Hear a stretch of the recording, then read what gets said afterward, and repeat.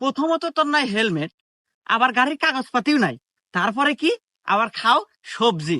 তো যাই হোক, তোর চেহারা ডগ ডিলের উপর মায়া করিয়া মামলা দিলাম 5,000। কি? এই পুলিশ, তুই আমাকে মামলা দিলি?